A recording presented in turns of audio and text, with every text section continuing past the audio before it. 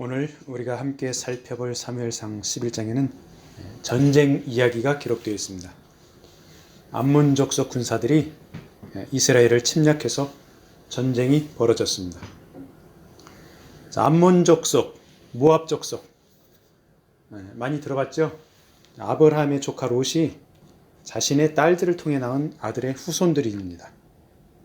갈릴리 호수의 남쪽 그리고 요단강의 동쪽에 암몬이 자리 잡고 있습니다. 더 남쪽으로 사해의 동편에 모압이 자리 잡고 있습니다. 그리고 에돔은 사해의 남쪽 세일 산지에 자리 잡고 있었습니다. 하나님께서 암몬, 모압, 에돔 이 족속들과 다투지 말라 이렇게 말씀하셨죠. 왜 그렇습니까? 형제 민족들입니다. 이스라엘 백성들이 출애굽 가에서 가나안 땅에 들어갈 때 너희들은 암몬과 모압 족속 그리고 에돔과 다투지 말라 이렇게 말씀하셨습니다. 자, 에돔 족속은 야곱의 형인 에서의 후손들입니다. 그리고 암몬과 모압 족속은 아까 이야기한 대로 아브라함의 조카 롯의 후손들입니다. 자, 그 다투지 말라는 말씀이 신명기 2장에 보면 쭉 나와 있는데 신명기 2장 5절에 보면은 에돔 족속과 다투지 말라는 말씀이 나와 있고 그 다음에 신명기 2장 9절에 보면은 여호와께서 내게 이르시되 모압을 괴롭히지 말라 싸우지도 말라 이렇게 나와 있습니다. 내가 롯 자손에게 이르기를 기업으로 주었음이라 이렇게 나와 있고요. 그 다음에 신명기 2장 19절에 보면은 암몬 족속과 관련된 말씀이 나와 있죠. 암몬 족속에게 가까이 이르거든 그들을 괴롭히지 말라. 그들과 다투지도 말라. 암몬 족속의 땅은 내가 너에게 너는 모세입니다.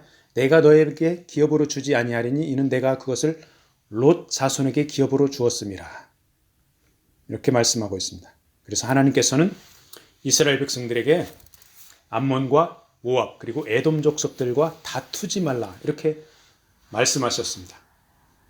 그런데 사실상 결과적으로 어떻습니까? 이들과 사이가 좋지 않았습니다. 신명기 23장에서는 암몬 사람과 모압 사람이 여호와 하나님의 총회에 들어오지 못한다 이렇게 말씀하고 있습니다. 출애굽하는 이스라엘 백성들을 이 암몬과 모압 사람들이 괴롭혔죠. 신명기 23장 3절 말씀에 보면은 암몬 사람과 모압 사람은 여호와의 총회에 들어오지 못하리니 그들에게 속한 자는 10대뿐 아니라 영원히 여호와의 총회에 들어오지 못하리라. 그들은 너희가 애굽에서 나올 때 떡과 물로 너희를 길에서 영접하지 아니하고 메소포타미아의 부돌 사람 부올의 아들 발람에게 뇌물을 주어 너희를 저주하게 하려 하였으니 그래서 여호와의 총회에 들어오지 못한다 이렇게 말씀하고 있습니다. 그리고 사사시대에 보면은 사사기 3장에 모압과 암몬이 서로 연합해서 이스라엘을 괴롭혔습니다. 그리고 사사기 10장에는 암몬 족속이 이번에는 블레셋과 연합해서 이스라엘을 괴롭혔습니다. 모압과 암몬은 요단강의 동편에 있었고 블레셋은 요단강 그 다음에 팔레스타인의 서쪽 지중해 연안에 있었죠. 그래서 이 암몬이 때로는 모압과 연합해서 이스라엘 백성을 괴롭히고 때로는 블레셋과 연합해서 이스라엘을 괴롭혔습니다. 그리고 이스라엘 백성들은 암몬의 우상 밀곰을 섬기기도 했습니다. 그리고 모압의 우상 그모스의 영향을 받아서 우상 숭배를 하는 그런 죄악에 빠지기도 했습니다. 이스라엘 민족과 암몬, 모압, 에돔 족속이 서로 형제 민족이죠. 그러니까 하나님을 잘 섬기면서 평화롭게 같이 번영을 했어야 했는데 결과적으로는 서로 침략하기도 하고 우상 숭배를 서로 주고받는 이렇게 악한 영향을 끼쳤습니다. 이런 모습을 보면서 인간이 얼마나 연약한 존재인지 사람들이 얼마나 평화를 누리기 어려운 존재들인지 느낄 수가 있습니다. 우리 한민족, 지금 분단 상태이죠. 남한과 북한으로 서로 분단되어서 총뿌리를 상대방에게 겨누고 있습니다. 우리 한반도의 진정한 평화가 임하기 위해서는 크리스찬들이 먼저 죄악된 길에서 떠나서 회개를 해야 됩니다. 하나님을 간절히 찾아야 하겠습니다. 암몬 족속이 쳐들어온 길르앗 야베스 지역은 갈릴리 호수의 남쪽입니다. 요단강의 동쪽 지역입니다. 므낫세의 반지파가 이 길르앗 야베스 지역을 그 땅을 분배받은 그런 곳입니다. 암몬 족속은 이스라엘 백성들이 가나안 땅에 들어올 때 이미 조직적인 왕국의 형태를 갖추고 있었습니다. 사사기 10장에 보면은 암몬 족속이 이스라엘을 괴롭힐 때 길르앗 사람 사사 입다가 이스라엘 백성을 구원하는 장면이 나옵니다. 사사 시대에 이스라엘을 괴롭혔던 암몬 족속이 이제 사사 시대 말기 다시 전열을 정비해서 이스라엘의 길르앗 야베스 지역을 침략한 것입니다. 자, 그 당시 암몬은 강한 군사력이 있었습니다. 그에 반해서 이스라엘은 어떻습니까? 사울이 왕으로 기름 부음을 받긴 했지만 아직 조직 체계가 잡혀 있지 않아서 군사력이 열세합니다. 아직까지 장로들이 이스라엘 민족의 장로들이 각각 다른 지역에서 다스리고 있었습니다. 그래서 이스라엘의 야베스 사람들은 암몬에게 맞서서 싸우지 못하고 조약을 맺어 섬기겠다고 이렇게 제안을 합니다. 야베스 사람들은 군사력이 약하니까 암몬 족속과 대항해서 싸우면 질 것이 뻔합니다. 그러니까 자신들에게 유리한 조약이라도 맺어서 사실상 항복하겠다는 그런 의사표시를 하고 있죠. 그러자 암몬 족속의 지도자 나하스가 아주 치욕적인 그런 말을 하죠. 이스라엘을 대놓고 모욕을 합니다. 자, 조약을 맺어주는 조건이 너희들 야베스 사람들 오른쪽 눈동자를 다 빼버리겠다. 아주 잔인하고 모욕적인 말을 하죠. 우리가 살아가면서 사람들을 만날 때 사람들이 대놓고 내 앞에서 한 대 맞을래? 이렇게 하면 얼마나 기분이 나쁩니까? 그런데 이건 한 대 맞을래 정도가 아니라 너희들 모두 오른쪽 눈동자를 빼버리겠다는 것입니다. 자, 군사들이 전쟁할 때 방패로 몸을 가립니다. 그리고 왼쪽 눈을 가립니다. 오른쪽 눈으로는 어떻게 합니까? 상대방을 쳐다보고 전투를 하죠. 그래서 오른쪽 눈으로는 시야를 확보하게 됩니다. 그런데 오른쪽 눈동자를 빼버리면 전투를 못하는 쓸모없는 군사들이 되어버립니다. 이스라엘의 군사력을 너무 무시해서 이렇게 모욕적인 언사를 쏟아내고 있습니다. 자, 그러자 야베스 장로들은 우리가 이스라엘 전체에 통치를 해서 구원병을 받아야 되겠다. 7일간의 여유를 달라. 이렇게 사정을 합니다. 침략군에게 사정을 하는 아주 이런 상식적이지 않은 이상한 일이 발생을 하고 있죠. 그래서 구원하는 군사들이 오지 않으면 항복을 하겠습니다. 침략군 앞에서 구원병을 받을 기간을 달라고 하는 상식에 맞지 않는 간청을 하고 있습니다. 야베스의 장로들은 그야말로 전쟁에 싸울 준비가 되어 있지 않았고 침략군 앞에서 어찌해야 할지 갈피를 못 잡고 있었습니다.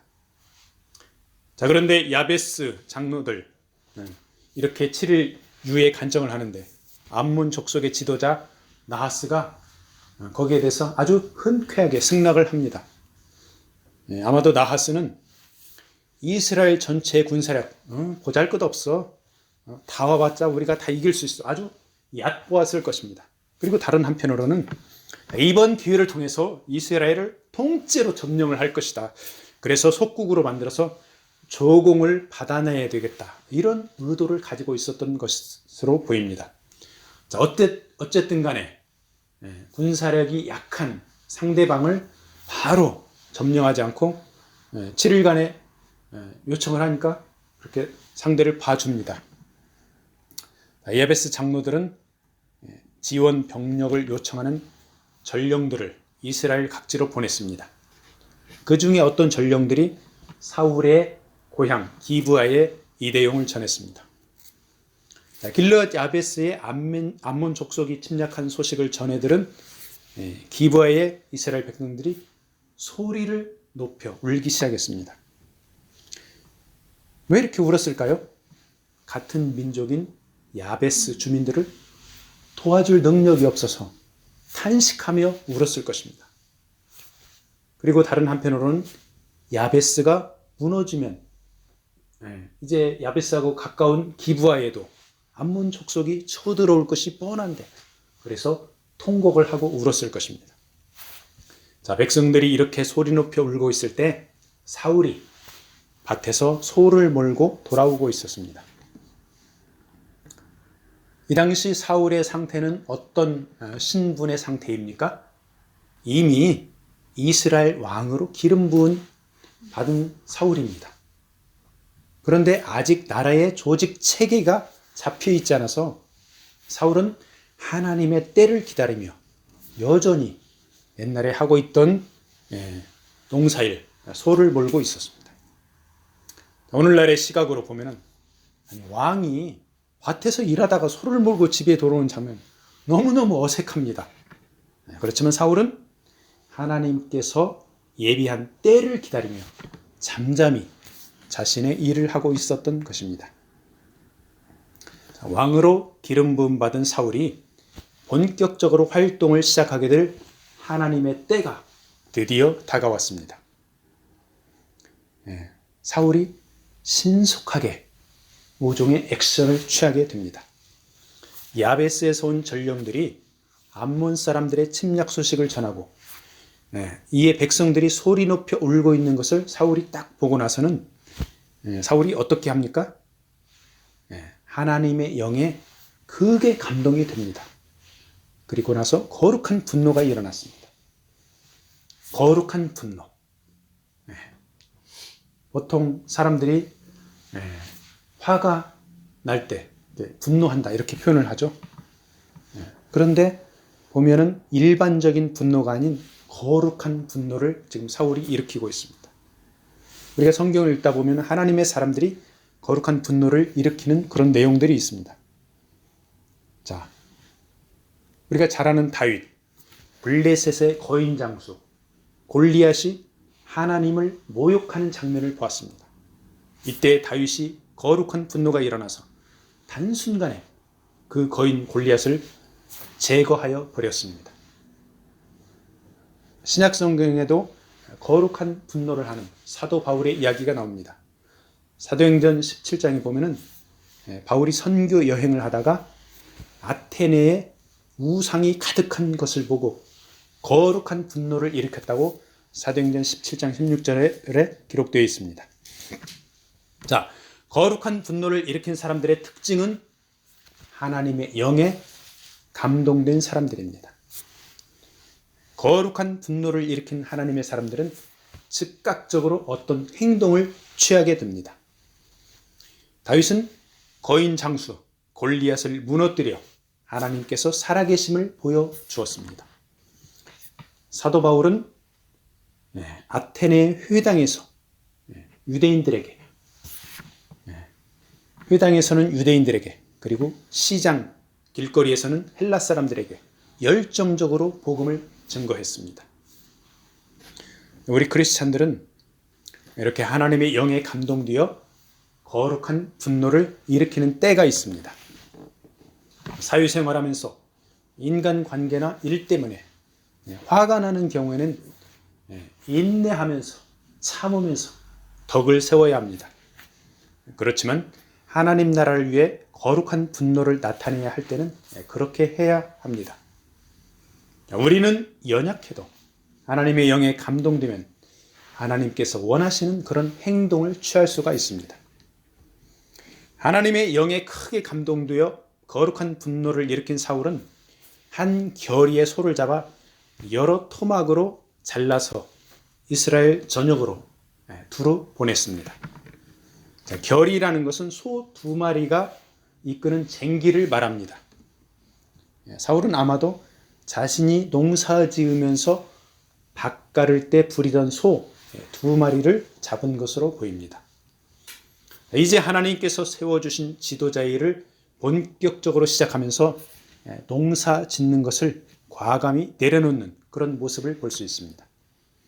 하나님께 부름받은 엘리사가 스승 엘리야를 만나서 따라갈 때 자신의 소를 잡아 동네 사람들을 대접하고 그 기구를 불사른 장면이 오버랩됩니다. 자, 사울은 토막낸 소의 덩어리들을 전령들을 통해 보내면서 분명하고 단호한 메시지를 함께 이스라엘 전역에 통지합니다. 자, 그 메시지의 내용이 뭡니까? 사울과 사무엘 선지자의 이름으로 군사들을 소집하는 것이었습니다. 그 군사들을 소집하는 것에 따르지 않을 경우 토막 내어 죽임을 당한 소처럼 비참한 운명에 처할 것이라고 경고하는 내용이었습니다. 사울의 메시지와 토막 낸 소의 덩어리를 본 이스라엘 백성들에게 하나님께서 주신 두려움이 임했습니다. 그래서 많은 이스라엘 남자들이 한 사람이 행동하는 것처럼 신속하게 모였습니다. 이스라엘 자손 30만 명과 유다 사람 자손 3만 명, 도합 33만 명이 사울의 긴급한 소집 통보에 함께 모였습니다.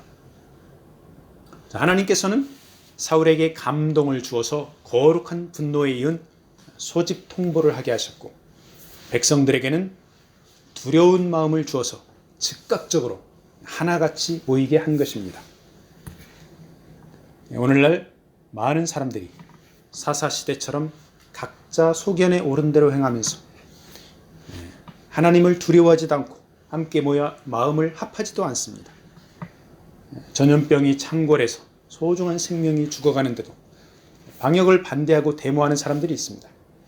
한반도의 전쟁의 위기와 도덕과 문화적 타락이 몰려와도 두려워하지 않고 강 건너 불구경하는 듯한 사람들이 많습니다. 심지어는 크리스찬들도 상당수가 세상이 패역해져 가는 것을 두려워하지도 않고 그에 따라서 기도를 게을리하고 있습니다. 이스라엘 백성들에게 하나님이 두려운 마음을 주셨을 때 그들은 한 사람이 행동하는 것처럼 신속하게 사울의 소집에 응했습니다. 오늘날 우리 크리스찬들이 하나님을 삼가 두려워하는 마음으로 함께 모여서 패역해져 가는 나라와 민족을 위해 기도하기를 원합니다. 사울은 33만 명의 남자들이 즉각 소집에 응하자 내일 낮에 길르앗 야베스에 구원이 임할 것이다, 이렇게 분명하게 예언적인 선포를 합니다. 사울은 소몰고 농사짓던 사람입니다. 전쟁 경험이 하나도 없습니다. 이제 막 왕이 되어서 사람들을 통솔해본 경험도 없습니다.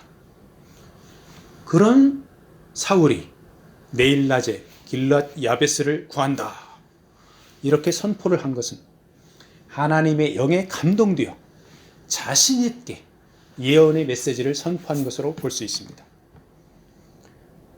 자, 이 사울의 선포를 전해 들은 길르앗 야베스 사람들 뛸 듯이 기뻐했습니다. 야베스 사람들은 내일 사울이 이스라엘 군사들과 함께 구원하러 올 것이라는 소식을 듣고 암몬 사람들에게 우리가 내일 항복을 하겠습니다, 이렇게 이야기를 합니다. 뭡니까? 거짓 항복을 이야기하는 거죠. 암몬 사람들에게 항복하겠다고 안심을 시켜서 그들이 전쟁 준비에 소홀히 할 것을 유도하여 사울의 구원병과 보조를 맞추겠다, 이런 것입니다. 전쟁 경험이나 지도자의 경험이 전혀 없던 사울이지만 30만 명의 33만 명의 대군을 신속하게 세계 부대로 편성을 합니다. 그리고 다음날 새벽 암몬 진영의 한가운데로 기습 공격을 감행합니다. 암몬 사람들은 다음 날이면 야베스 사람들이 항복할 것으로 생각하고 실컷 먹고 마시고 잠에 쿨쿨 떨어졌을 것입니다. 그런데 새벽에 잠에서 깨지도 않았는데 이스라엘 대군이 몰려들자 암몬 군사들은 혼비백산 도망치게 바빴고 뿔뿔이 흩어져서 둘도 함께 한 적 없었다고 본문 11절에서 말씀하고 있습니다. 자, 이렇게 해서 사울은 첫 번째 전쟁에서 크게 승리를 하게 됩니다. 아마추어 지도자도 안 되는 초보 지도자가 이렇게까지 크게 승리한 원인을 세상적으로 살펴보면 세 가지 이유가 있습니다. 첫째는 신속하게 군사들을 소집했습니다. 두 번째로는 효율적으로 세계 부대로 편성을 했습니다. 그리고 세 번째로는 새벽에 기습 공격을 했습니다. 그래서 세상적으로 겉으로 보기에는 사울과 이스라엘 군의 크게 승리한 이 전쟁이 그 내면을 보면은 사실상 하나님께서 역사하신 것입니다.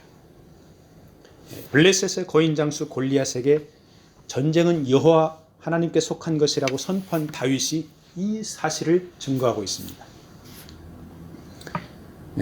사무엘상 17장 47절 그 헌금송 밑에 적혀 있습니다. 사무엘상 17장 47절을 한 목소리로 같이 읽겠습니다. 또 여호와의 구원하심이 칼과 창에 있지 아니함을 이 무리에게 알게 하리라.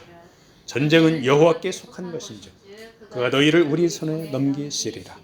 아멘. 암몬 족속과의 전쟁에서 큰 승리를 거둔 백성들과 사울, 이들의 반응이 각각 다릅니다. 백성들이 어떻게 반응을 합니까?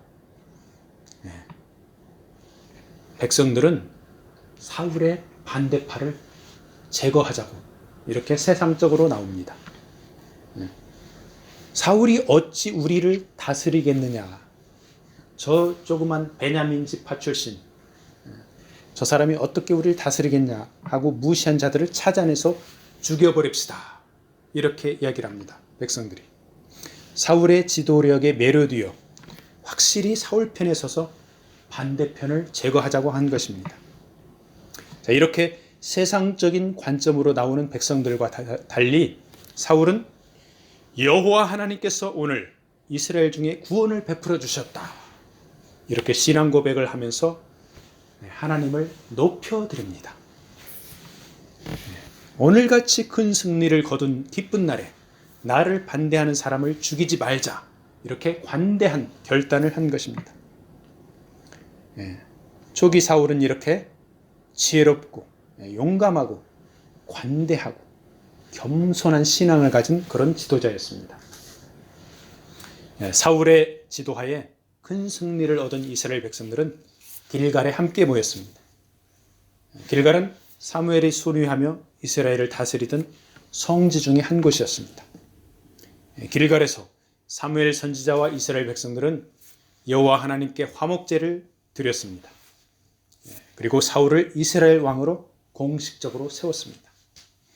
이스라엘 백성들은 전쟁에서 승리도 했고 새로 등극한 사울 왕과 함께 크게 기뻐했습니다. 전쟁의 승리와 사울 왕의 등극의 과정에 하나님께서 함께 하셨습니다. 그 하나님께서 오늘날에도 동일하게 하나님의 백성들을 인도하고 지켜주시는 줄로 믿으시기 바랍니다. 말씀을 마무리하겠습니다. 암몬 족속은 하나님의 택한 백성 이스라엘 민족의 형제 민족입니다. 그럼에도 이스라엘 백성들을 출애굽 시기부터 사사시대, 통일왕국시대 그리고 분열왕국시대까지 계속 괴롭혔습니다.